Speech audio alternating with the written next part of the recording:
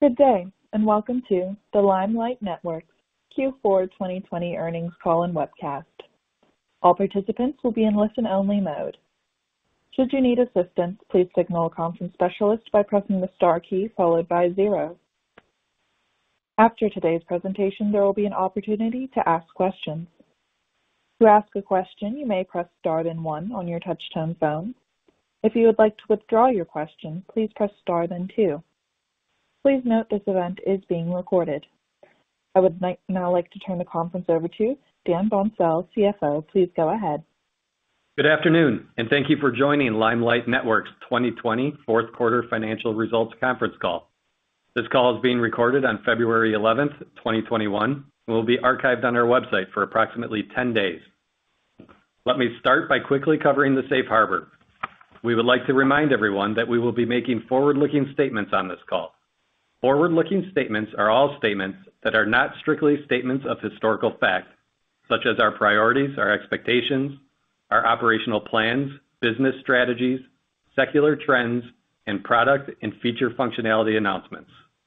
Actual results could differ materially from those contemplated by our forward-looking statements, and reported results should not be considered as an indication of future performance. For more information, please refer to the risk factors discussed in our periodic filings, including our most recent annual report on Form 10-K. The forward-looking statements on this call are based on information available to us as of today's date, and we disclaim any obligation to update any forward-looking statements except as required by law. Joining me on the call today is Bob Lyons, our new President and Chief Executive Officer. Bob will start today's call with a brief introduction. I'll then review financial results in detail.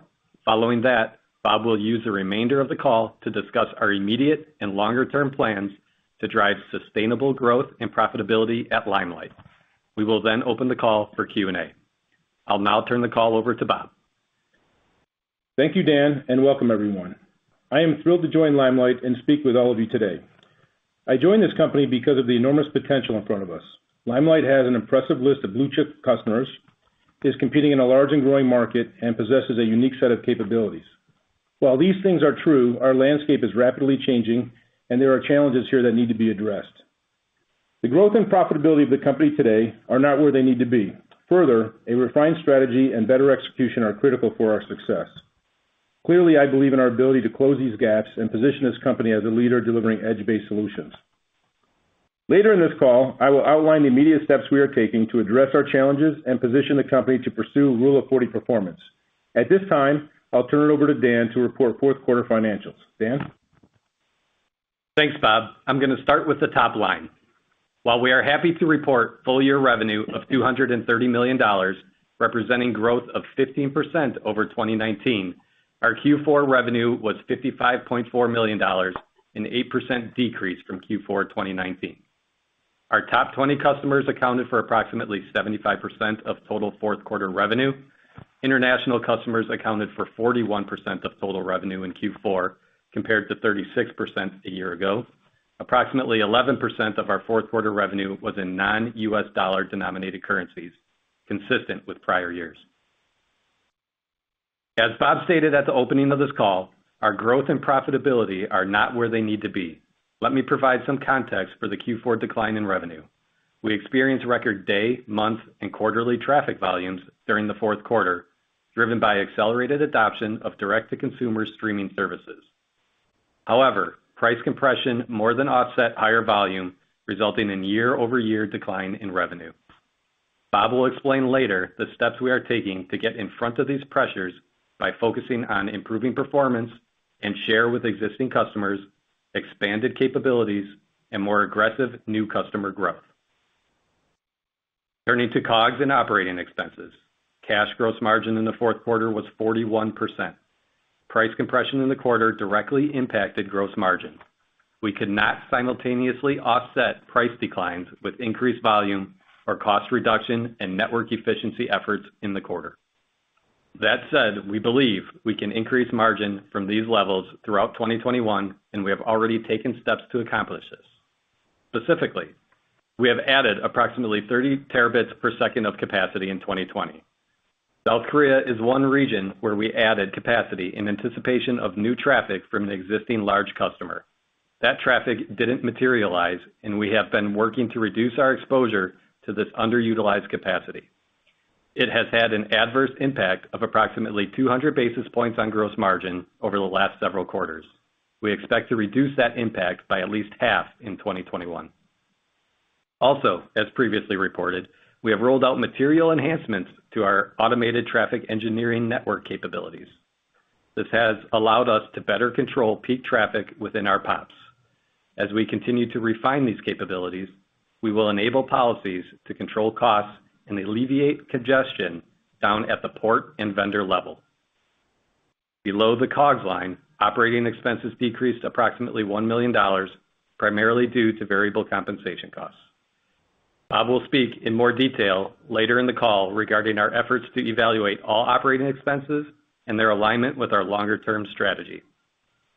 From a bottom-line perspective, we reported a fourth quarter GAAP loss of $8.3 million, or 7 cents per basic share, compared to GAAP income of $2.5 million, or 2 cents per share in the year-ago quarter. This year's fourth quarter includes $2.2 million of interest expense, or almost 2 cents per share. Adjusted EBITDA was $3.6 million this quarter versus $11.4 million in the fourth quarter of 2019. On to cash flow and the balance sheet. Operating cash flow in the fourth quarter was $1.8 million, and we paid $3 million for capital expenditures. Operating cash flow for the year improved significantly to $21.3 million compared to $1.7 million in 2019. As a result, we ended the quarter with cash and cash equivalents of $123.7 million. With strong cash collections to close out the year, we ended December with a DSO of 49 days. We anticipate continued DSO performance in 2021 within our normal range of 50 to 60 days. As of December 31st, we had approximately 123.7 million shares outstanding. In the interest of time, I won't go into our full year results during this call.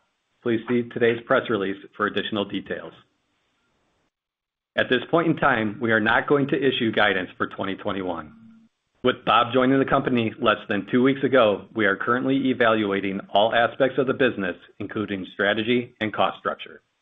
We will provide additional details as we formalize our plans. I would now like to turn the call back to Bob for additional comments. Bob? Thanks, Dan. As I said at the outset of this call, there is enormous opportunity in front of us, and we have a solid foundation to build on. However, we are not performing as we should be and have work to do to refine our strategy, accelerate our growth, improve our profitability, and better execute. Upon joining last week, the leadership team and I immediately went to work across these areas. We have defined 3 priorities with specific actions to improve performance and ensure our near-term and long-term success. First, we will focus on improving our core CDN business. Limelight is in a large and growing market, but one that is very competitive. Our ability to grow the top line and bottom line requires us to manage our costs and performance better than we are today and better than our competitors. Going forward, we will be relentless in our pursuit of efficiency and operational excellence. We kicked off a quick strike project that will identify opportunities to reduce costs and improve service performance. To ensure this project is thorough and executed at pace, we have engaged a top consulting firm to help us. Second, we will expand our core business. I have had the opportunity to speak with many of our customers. We have a strong customer base that our team has done a fantastic job of supporting. Equipped with improved performance and a cost structure that gives us more pricing flexibility, we have established a win room that will allow us to aggressively pursue greater share of traffic and spend from existing customers while also growing our pipeline of new opportunities. Third, we will strategically pursue opportunities that extend our core. We can drive meaningful improvements to profitability and growth by diversifying our capabilities, customers, and revenue mix. The biggest brands in the world trust us to connect their customers to a great digital experience, but their needs are changing. As global content consumption continues to evolve, our customers need more from us. Going forward, we will more aggressively pursue and invest in opportunities to extend our core and provide robust edge platform capabilities that includes content, compute, and cybersecurity solutions. We will focus on investments that meet the following criteria. First, solutions where we can establish a clear right to win by leveraging the scale and capability advantage of our global edge network. Second, solutions that will improve overall platform utilization. And third, solutions that will increase our average sale price and improve revenue diversification. Over the next 90 days, we are focusing on the strategic priorities I just outlined, which again are improving our core, expanding our core, and extending our core. Where necessary, we will make changes, adjust our strategic roadmap, and refine our market position. We have many of the pieces needed to be a leader in edge platform solutions and the ability to add the remaining needed pieces. In addition to quarterly earnings updates, when appropriate, we will host a virtual strategy update. This update will provide more details on a refined growth strategy and the opportunities and plans we will pursue. We will distribute information about this event via a press release approximately 1 month in advance. Please be on the lookout for more information in the coming months. Before turning it over to the operator for questions, I'd like to close by reiterating how happy I am to be here and how much I believe in this team and what is possible for us. The opportunity we have at Limelight is notable, but requires disciplined planning and focused work to capture it. While there is no doubt much has been accomplished, I know that our best days are ahead of us. I am confident in the direction we are headed and in our ability to execute on a refined strategy and plans to pursue Rule of 40 performance. With that, operator, please open the lines for the question and answer session. Thank you. We will now begin the question and answer session. To ask a question, you may press star, then 1 on your touch-tone phone. If you are using a speakerphone, please pick up your handset before pressing the keys. To withdraw your question, please press star, then 2. At this time, we will pause momentarily to assemble our roster.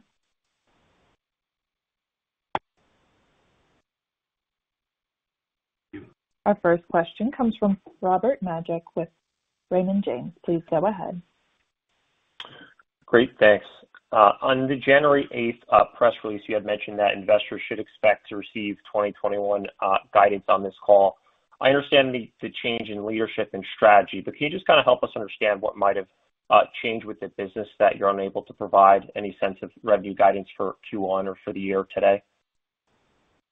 Thanks, Robert. This is Dan. At that point in time, we didn't have the leadership change in place. We were announcing the date of the earnings, and we estimated that we would come out with guidance at that time. But with Bob Lyons now being only on the job for 2 weeks, we just felt that it's prudent for him to take some time, evaluate the team, evaluate what he wants to do and focus on, and then we can adjust accordingly. And so, we're going to undergo that process relatively quickly within the next several weeks. As we mentioned, we've engaged a consulting firm to help us. And so, we'll come out with additional information as we work through that process. But that's kind of the process that we went through in deciding either at the time coming out with guidance and now deciding to just hold off for a minute. Let's take a step back, pause, and figure out where we want to go from here. Yeah, and hey, Robert, it's Bob. Nice to meet you. Let me just add another piece to that. I think it's important to note that I'm a very strong proponent of transparency and accountability, and also I need to build credibility with you all. And so to do that the right way, I need to take the time to make sure we get it right. What I can tell you is there is no burning platform, so there's really nothing that we're trying to run from. It really is nothing more than when we do come out, we're going to definitely be accountable to what we, commit, and I want to make sure that I have a little bit more time to get that right for you. Yeah, that makes sense, Bob, and nice to meet you as well. Just kind of building on that, in your prepared remarks, you mentioned reevaluating your cost structure a few times. Can you just give us some sense of the line items you're in a position to right size without negatively impacting the business, and then ultimately what your long-term margin profile could look like? Yeah, it's a great question. So I would say in the near term, the way we're approaching it is we're looking at everything. I think the best way to think about it is not so much as we're going to do an event and take our costs down, but rather we're approaching it and saying we've got to right-size the cost structure for the company so we can participate in more of this industry. And when you look at the CDN space, there's really 2 big drivers that either allow or disallow you to participate in more volume. and one is performance with customers, and the other one is price. And the only way we're going to be more competitive on the price front is to make sure our costs are in check. So with that, we're approaching it looking at three dimensions of our cost structure. First, obviously, looking at operating costs and where we can be more efficient there. Secondly, looking at architectural costs, some of the things that we may have done over the years that add to cost that, maybe we can rethink. And then third, obviously, strategic costs where we can drive, more synergies with, different aspects of our strategy that we'll talk about in more detail.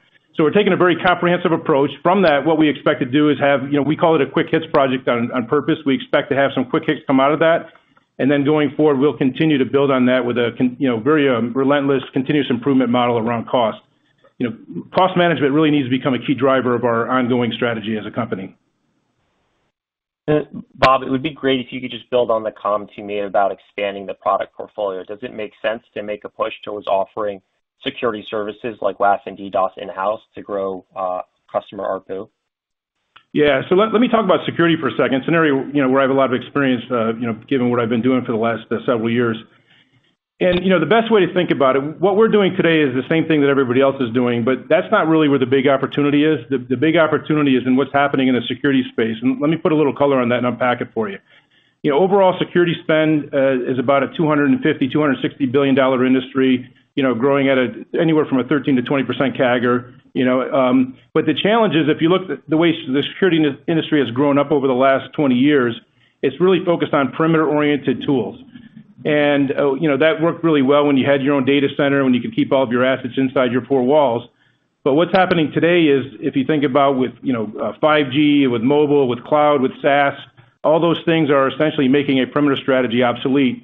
And so what's happening in the security industry is that industry is going through a major transformation.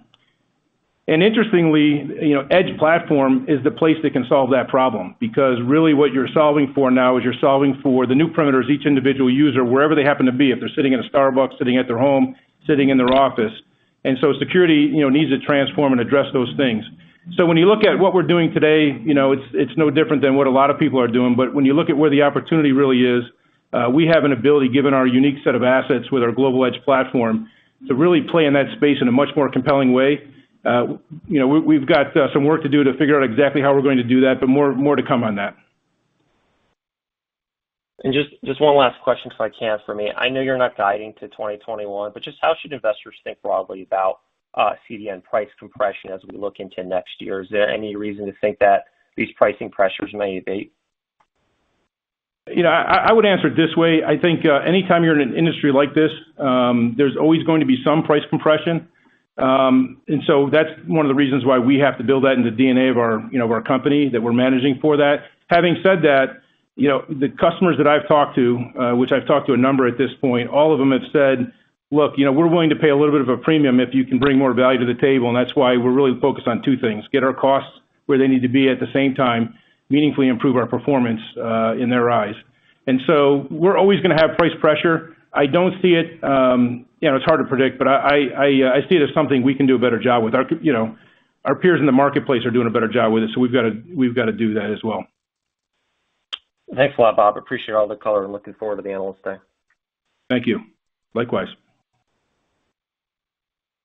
Our next question comes from Rishi Jaluria with D.A. Davidson. Please go ahead. Hey guys, thanks so much for taking my questions, and Bob, welcome. Looking forward to working with you. I wanted to maybe start on the top 20 customers.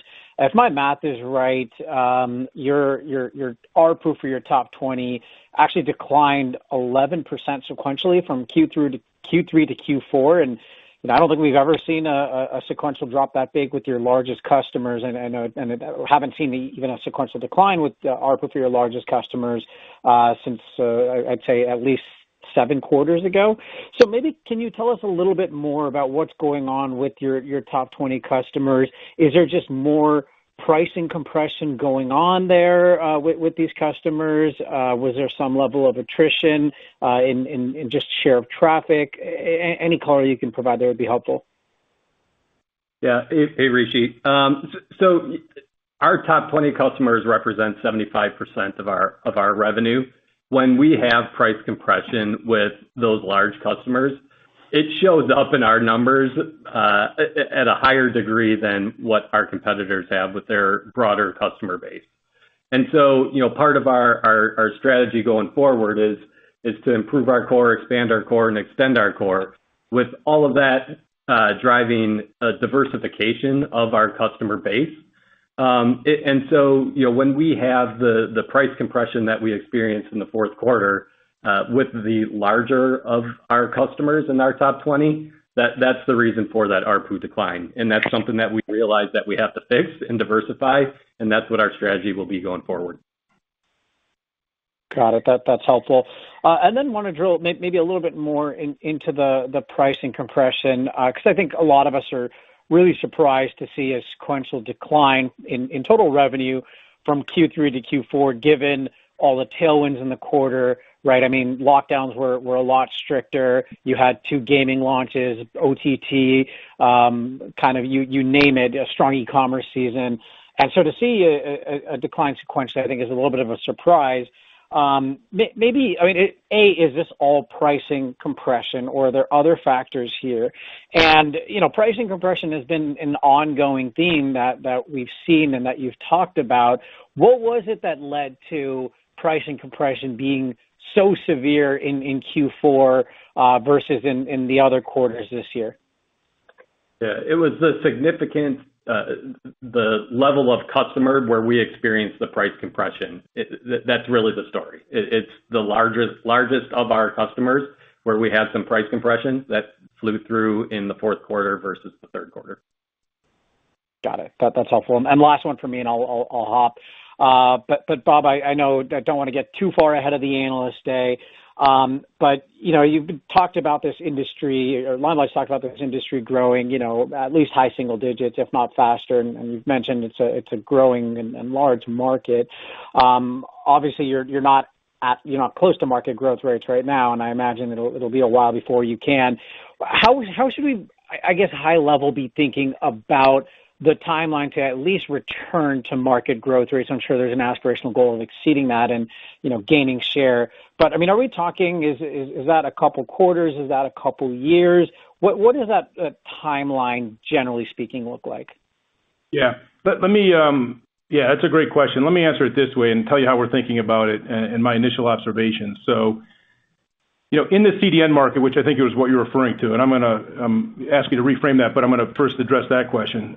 In the CDN market, it is growing, and you're right, we're growing at less than market share. And the reason for that is that we've had a strategy that largely focuses on large enterprise customers selling CDN. And what we've got to do to be able to return to growth is really, 2 things.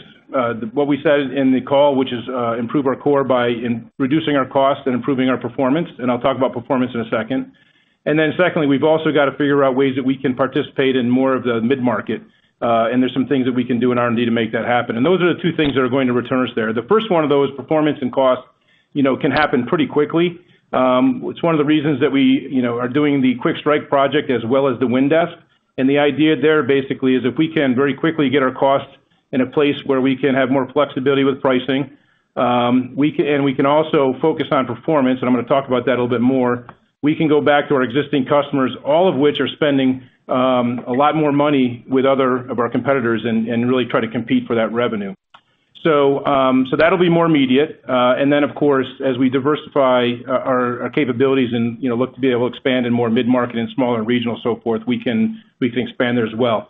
But let me double click on the performance piece. And what I mean by that, it's an interesting industry because, on the one hand, if you ask me, hey, how's your performance today? I would say, well, based on the numbers, we do good. And that would be true. On the other hand, if you said, what's the biggest thing you can do to grow the business? I'd say improve performance. And those 2 things seem contradictory. But the reason that is that, our customers use a number of CDNs. And they're sophisticated enough to be able to route traffic based on, all CDNs have things they do well and things they don't do as well as others. And so our customers route traffic based on that.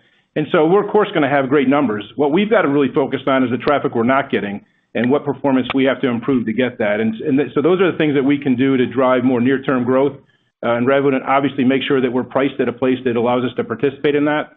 The fact that we're putting a Windesk in place tells you that we're looking to do that, more near term, but I'm not going to set expectations around that. And then, of course, as we look to expand, our abilities into the mid-market and other things, that'll be a little bit more on the horizon. But all of that will be done with, a sense of urgency. All right, that's super helpful. Thank you. Our next question comes from Mike Lattimore with Northland Capital Markets. Please go ahead. Great, thanks. Yeah. I guess, Dan, did you give the volume growth and the price decline in the quarter? I thought I heard that, but I didn't get it down. No, we mentioned that we experienced record day, month, and quarterly traffic volumes, but that price compression more than offset that. Okay. All right. In terms of just traffic volume growth rates, did they change much from last quarter? The growth rates were consistent with what we've experienced throughout the year, I would say. And so, we took the level up in Q2 with the COVID lockdowns, and that just continued throughout Q3 and into Q4, I think, with seasonality. Okay. And then it sounds like the price compression came from a couple of your largest customers. I guess, what prompted that, new price requirements? Was it sort of end of contracts, new launches, more competition? Just any color on that would be great. Yeah, I think competition as well as volume growth. We have contracts with volume tiers in them already, and due to the accelerated growth in traffic volumes that we experienced throughout the year, in some cases, they've exceeded the established volume tiers already, and that brings people back to the table, and we make balanced decisions on whether or not to participate in those renegotiations based on where we see the traffic going and how we can drive costs out of the system. But you get the initial step down in pricing as volume then ramps back up. And so that's what I was saying. It's gonna be our job to diversify that customer base and that revenue base, so we don't get these huge step down in prices that stick out like a sore thumb that we've experienced here. And that's the strategy that we're gonna employ going forward, and expect to make progress on that in relatively short order. Great. Yeah. Okay. And then last one on Edge revenues. You've given some color on just how much Edge contributed to revenues, over time. Like, what do you have that number for 2020? Yeah, it was under 10% in total, but it has grown pretty rapidly over the course of the last couple of years. We started a couple of years ago with really nothing, and it grew from nothing to a couple million to upper single digits to just under 10%. Okay, very good. Thanks very much.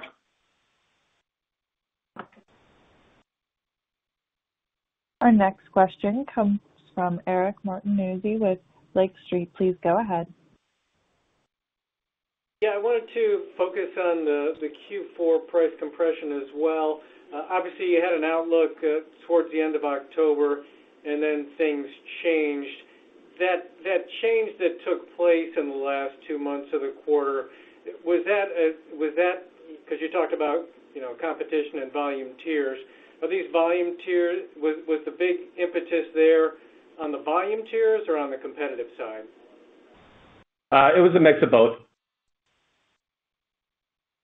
Okay, and I know you guys, you're fighting for traffic every day, and your customers aren't exclusive to you. But as far as a trade-off between, making a price concession, is there anything else that you get out of that? An extension of the term, or some other concession from the large customer? Yeah, I mean, it's really going to come back to our performance and how well we can perform for them that will continue our relationship with them and where that goes. If we can differentiate ourselves from our competition in terms of performance, you hold an upper leg against everyone else. And so that's what we're focusing on in the near term to drive continued gain of market share from our largest customers as well as new customers. Okay. And then one last one for Bob. Strategically, you've talked about you're introducing the cybersecurity element to what is, as you put it, a pretty robust platform. How do we get there? Is this internally developed? Is this acquired? If it is an M&A strategy, do you have targets in mind? Yeah, great question. We will not get there by doing it fully internally. We have a lot of work to do to come back with specific plans.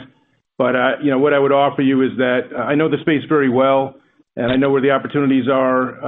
I know what it takes to win there, and it's worth really understanding how we can be a big player in there. It's no surprise you've heard it with some of our competitors talking about it in some recent acquisitions. And the reason for that is the opportunity is just really meaningful, and we really want to participate in that place and think we can do it in a compelling way. Understand. Thanks, and good luck. Thank you. Our next question comes from Colby Synesael with Cohen & Co. Please go ahead.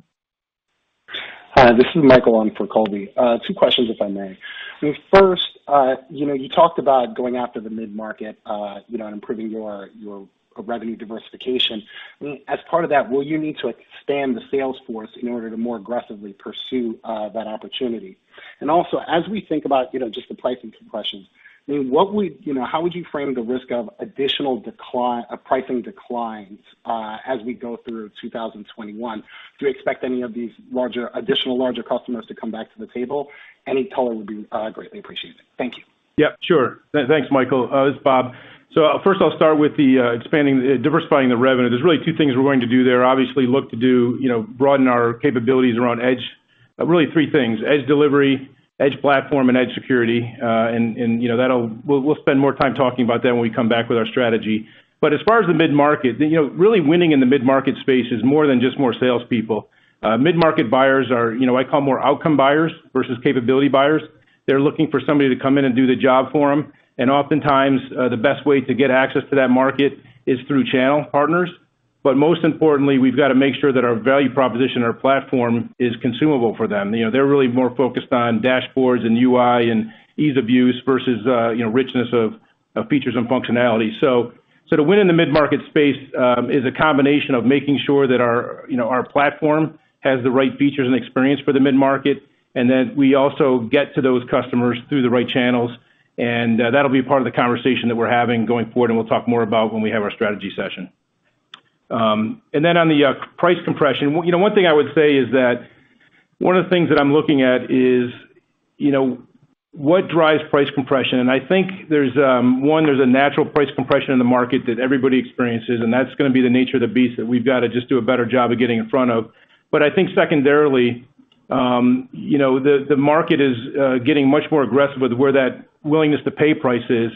And that's why we've really got to get our cost structure in place where we can get down. So I think, and I don't really know this, but it's just an early observation that some of our price compression has been a result of maybe being priced a little bit above market and normalizing.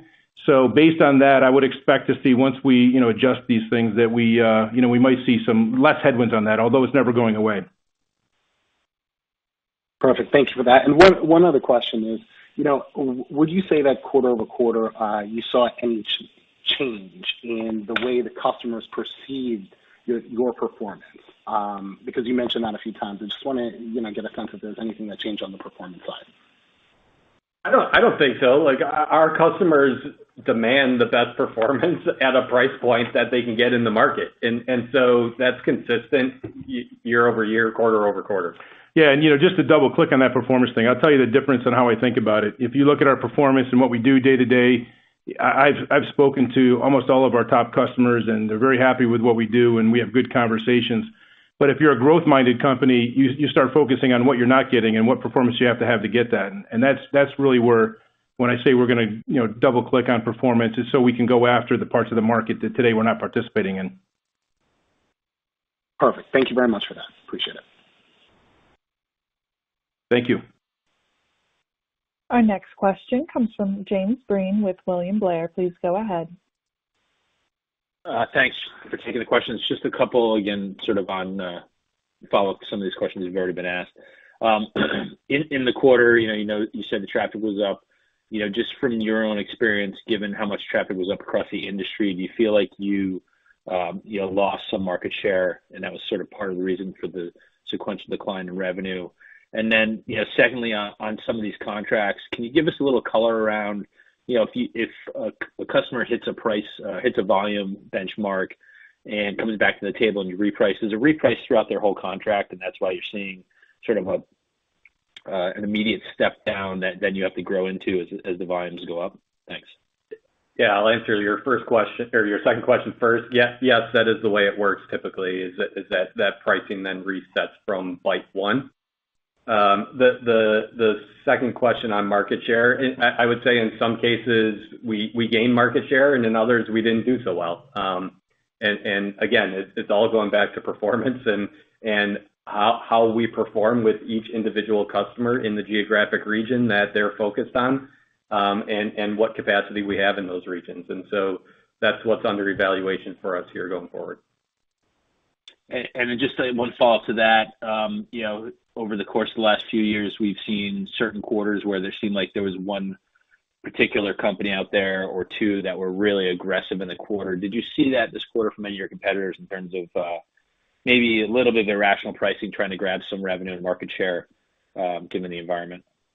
Yeah, I mean, I think given what we've seen over the last several years, you're going to have that, consistently, where someone has some capacity that they want to fill, and they're going to go fill it in one way or another. And so we have to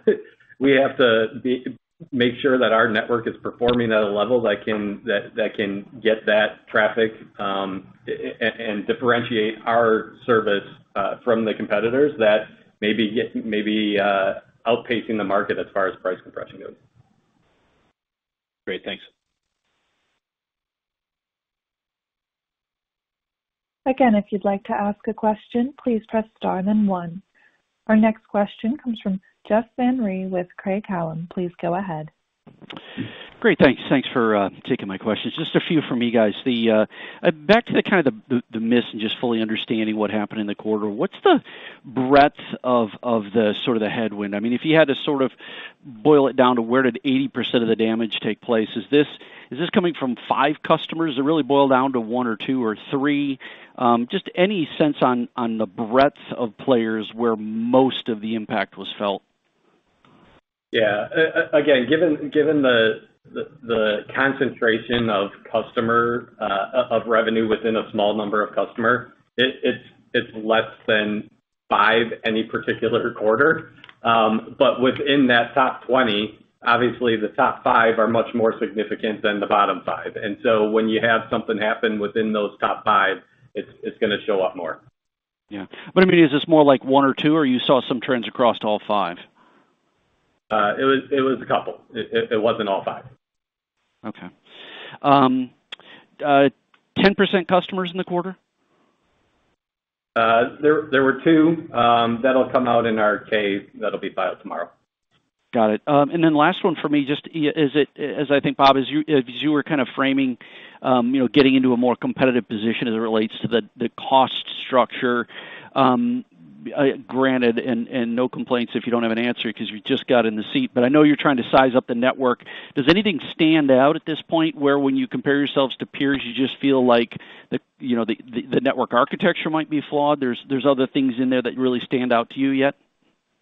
No, actually, it's interesting you asked that question. I was just talking to somebody and when you're at this point, I think 7 days on the job, you always ask yourself, okay, is it what I expected coming in? And I would say I've had more positive surprises or feelings than negative. I think when I look at the network, we have as I said it early on, we don't have a burning platform. We have a very good network.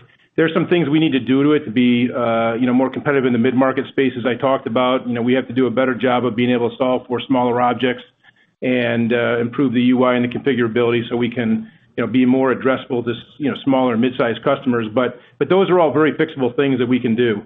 So no major issues. I think it really boils down to, we've just got to focus on making sure our costs are in line with where the market is pricing things so that we can get the right return on invested capital. We've got to improve the utilization of our network. That'll help a lot. And that'll help both by the wind desk going after regions where we can improve utilization in a targeted way, and it'll also help when we start putting other solutions on the network that have different demand patterns. So we're going to focus on that. But other than that, no major issues. It really is just initially focus on execution, focus on cost, and then get the strategy right so that we can continue to improve utilization. And when you do that, you'll just start to see the gross margins get to where they need to be. It's not going to happen overnight, obviously, but the good news is we've seen it done in this industry. So I don't have to ask you guys to speculate or suspend disbelief. It really is nothing more than an execution issue for us and a strategy issue, and so that's what we're going to focus on. Fair enough. One last, if I could sneak it in, the real-time streaming, I think, was one of the pivots that was a push to get into a higher differentiation, higher margin, space, if you will. Any updates there in terms of what you witnessed this quarter? No real update for you. That continues to roll out in limited availability. We're experiencing a good pipeline of customers for that product, and testing and POCs are underway, and we'll evaluate how that goes from there. Got it. Okay. Thanks for taking my questions. Thank you. This concludes our question and answer session.